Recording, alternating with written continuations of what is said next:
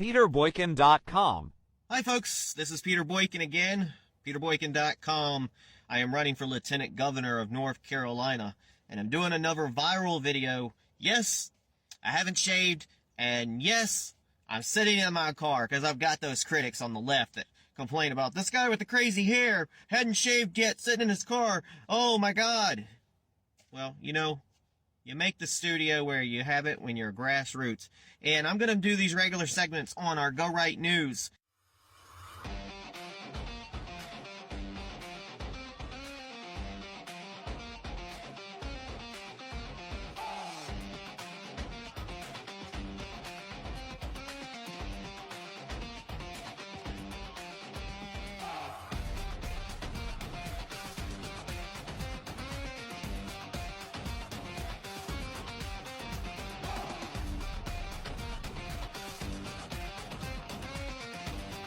And today's top news is the Georgia trial of Donald Trump will be televised.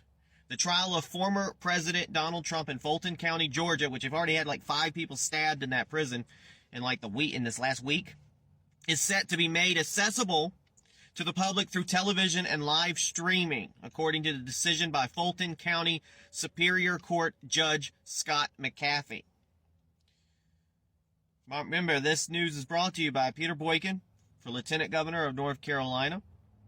Life, liberty, justice, freedom, all should be protected, and our constitutional rights should be protected.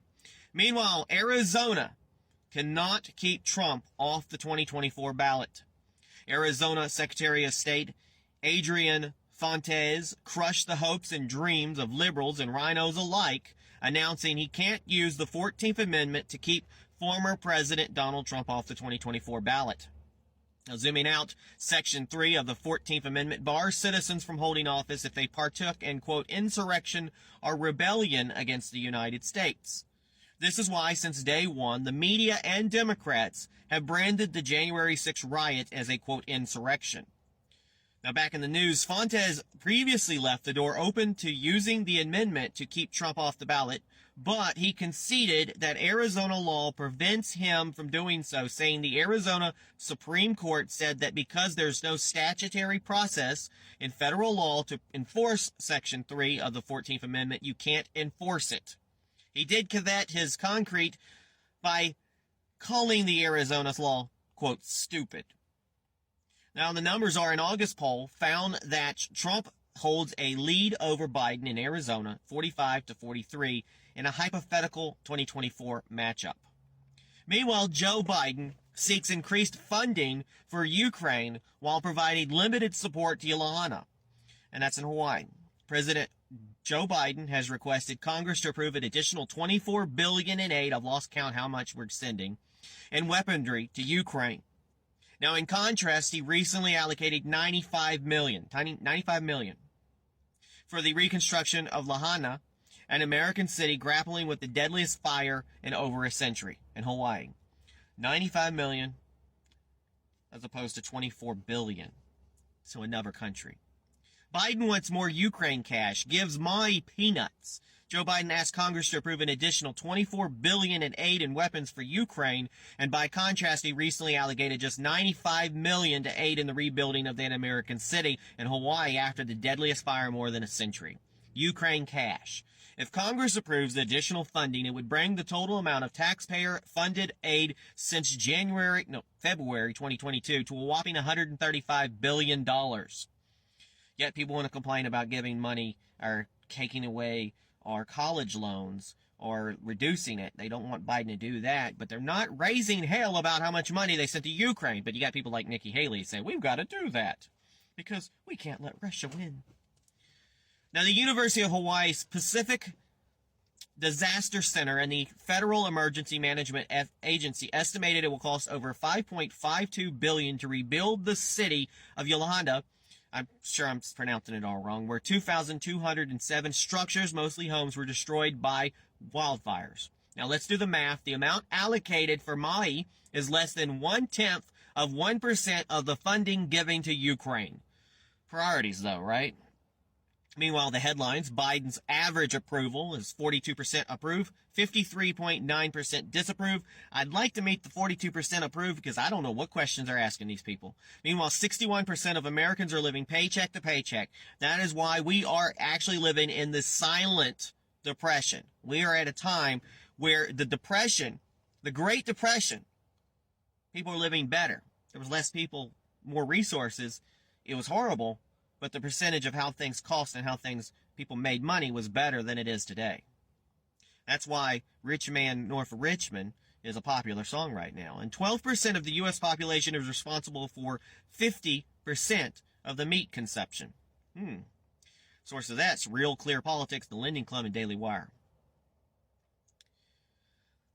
I've went out and I posted a lot of viral videos on my pages on YouTube and on Facebook and on my Telegram channel. You can go to telegram.me/RealPeterBoykin. Here's some other top articles. Senate Minority Leader Mitch McConnell has been clearing to resume his schedule as planned after he froze for more than 30 seconds while fielding questions from reporters recently. X, formerly known as Twitter, will soon allow video and audio calling for users, as owner Elon Musk has announced. Meanwhile, scientists at the Pentagon Medical Intelligence Unit wrote in a research report that evidence indicates that COVID-19 may have been developed in a laboratory. Meanwhile, Joe Biden, this is kind of messed up here. Joe Biden will be in Alaska on the upcoming anniversary of the 9/11 terrorist attacks, making him the first president to not memorialize the day at either the White House or 3 attack sites. That's just sad. Like, people are like, let's just move on. Let's just ignore it. Kind of reminds me of those Republicans on stage that said, well, that's the past. January 6th is the past, and let's just move on to the future. Meanwhile, the Pentagon announced that a new website will release the declassified information about UFOs. And this is what really makes me mad. I did a whole video about this. Former Proud Boys leader Joe Biggs was sentenced to 17 years in prison over his role of the January 6, 2021 riots at the U.S. Capitol. And honestly, folks, that's upsetting, and it goes back to what those other presidential nominees were on stage were talking about, how they wanted to just move along. They just wanted to move along. Let's forget about the past.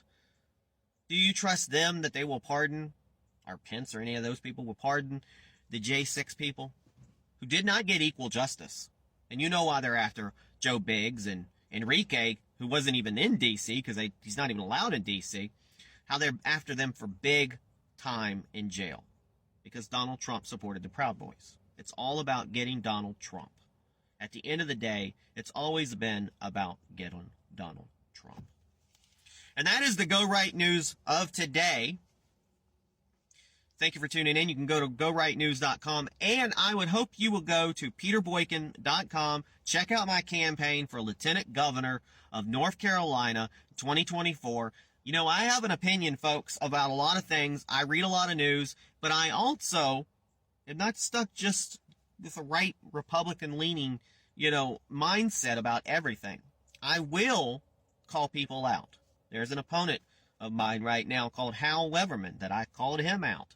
And he's kind of answered back in a way. And he's wondering about where the party went wrong. What's with the culture of the party? And why is the Republican Party changing? Because it's not matching the culture he wants. And at the end of the day, he claims he's working for the citizens, or he's going to work for the citizens. Well, obviously the Republican Party has changed. The party of Trump was always there. And we are of many cultures in the Republican Party, and many religions, and many moral codes, and many views. And if you're going to be in office, you need to start taking up for we the people. You need to start listening. And you might have to represent them using a different standard than one you totally agree with. And that's how I handle things if I'm elected. God bless everybody. Peace.